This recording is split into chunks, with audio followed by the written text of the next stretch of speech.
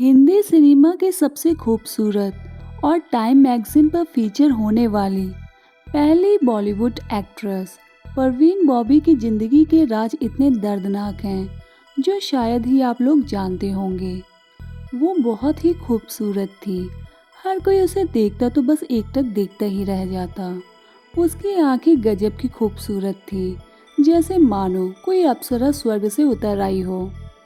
देखते ही देखते वह फिल्म इंडस्ट्री में सभी की चहेती बन गई और हिंदी सिनेमा के सबसे खूबसूरत और बोल्ड एक्ट्रेस में जाने जाने लगी। यहाँ हम बात कर रहे हैं परवीन बॉबी की, जिन्होंने करीब 2 दशकों तक हिंदी सिनेमा पर राज किया और आज हमारे बीच ना होने के बाद भी सभी के दिलों पर राज कर रही हैं। परवीन बॉबी ने अपने करियर की शुरुआत बतौर मॉडल से की थी। 1973 में उन्होंने क्रिकेटर सलीम दुर्रानी के अपोजिट फिल्म चैत्र से डेब्यू किया। फिल्म फ्लॉप रही, लेकिन परवीन बॉबी का चेहरा और खूबसूरती लोगों की आंखों में बस गई। हर कोई यह जानने को उत्सुक हो गया कि आखिर वह लड़की कौन है। शायद यही वजह रही कि उन्हें फ्लॉप डेब्यू के बाद भी ढेर सारी फिल्मों के ऑफर मिले। डेब्यू के 1 साल के अंदर ही उन्होंने अमिताभ बच्चन के अपोजिट पहली बार ब्लॉकबस्टर फिल्म दी थी। डेब्यू के 2 से 3 साल के अंदर ही उन्होंने इतनी ख्याति पा ली कि वह टाइम्स मैगजीन के कवर में फीचर होने लगी। टाइम्स मैगजीन के कवर पर नजर आने वाली वह बॉलीवुड की पहली स्टार रही। परवीन बॉबी का स्टारडम और जादू हर निर्माता निर्देशक से लेकर हर हीरो के सिर चढ़कर बोल रहा था। अब हर कोई उनके साथ काम करना चाहता था। अमिताभ बच्चन के साथ परवीन की जोड़ी को इतना पसंद किया गया कि फिल्म मेकर भी लगभग हर फिल्म में दोनों की जोड़ी को रिपीट लेने लगा। परवीन और अमिताभ बच्चन ने दर्जनों फिल्मों में साथ काम किया और लगभग सभी फिल्में हिट रही। इनमें सुहाग, मजबूर, दीवार, देश प्रेमी, नमक हलाल, काला पत्थर, कालिया और अमर अकबर एंथनी जैसी फिल्में शामिल हैं। परवीन एक ऐसी एक्ट्रेस रही जिन्होंने अमिताभ के अलावा उस वक्त के सभी लीड हीरो जैसे ऋषि कपूर, धर्मेंद्र, राकेश खन्ना, विनोद खन्ना और ऋषि कपूर और फिरोज खान के साथ काम किया था। 80 के दशक तक सब कुछ ठीक चल रहा था, लेकिन 1993 में परवीन को ना जाने क्या हुआ कि वह किसी को बिना बताए फिल्मी और इंडस्ट्री के चकाचौंध से गायब हो गई।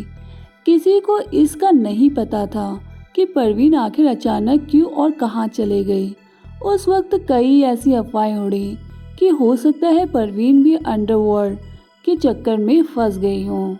वह सालों तक गायब रही और उनकी कई फिल्में उनकी अनुपस्थिति में रिलीज हो गई थी।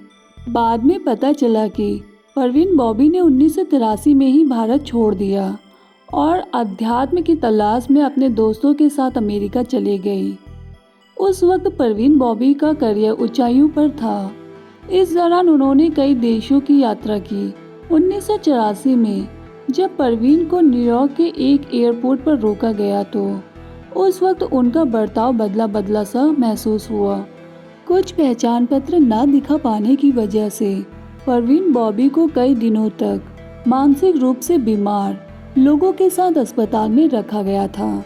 1989 में परवीन वापस मुंबई आ गई थी, लेकिन तब तक वह पूरी तरह से बदल चुकी थी।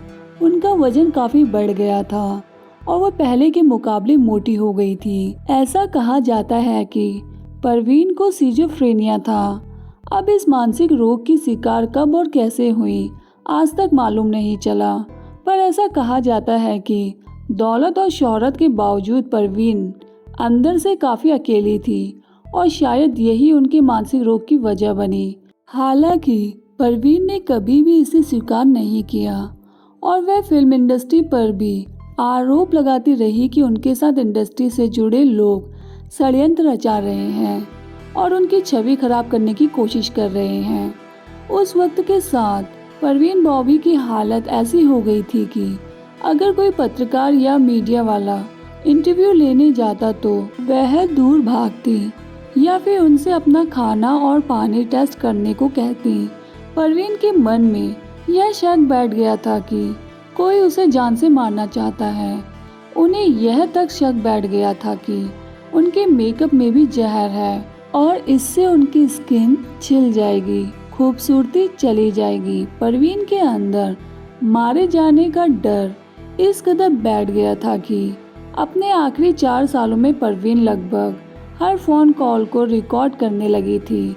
जो भी उन्हें फोन करता उससे पहले वह बताती कि उसके फोन को सर्विलेंस पे रखा गया है। वह लोगों को बताती कि मेरा फोन सर्विलेंस पे रखा है।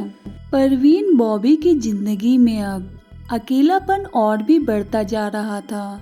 फिल्म इंडस्ट्री से उन्होंने खुद को काट लिया था, लेकिन 1973 से 1992 के बीच वह अखबारों से लेकर मैगजीन तक के लिए लिखती रहीं। मुंबई के अपने घर में वह अकेली रहती थी।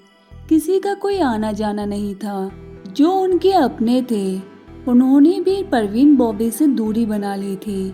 शायद यही वजह थी कि जब 20 जनवरी 2005 को वह अपने फ्लैट में मृत मिली तो किसी को कुछ पता ही नहीं चला।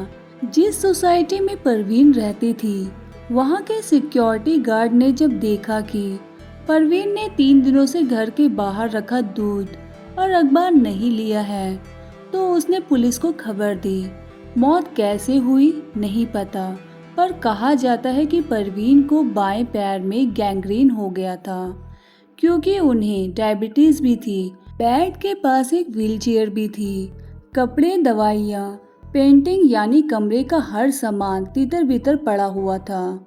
हो सकता है कि वह अपने आखिरी दिनों में चलने फिरने में असमर्थ रही हो और व्हीलचेयर की जरूरत पड़ी हो। पोस्टमार्टम हुआ तो पता चला कि परवीन ने 3 दिन से कुछ नहीं खाया था। परवीन बॉबी ने बस शराब पी थी और दवाइयाँ खाई थी।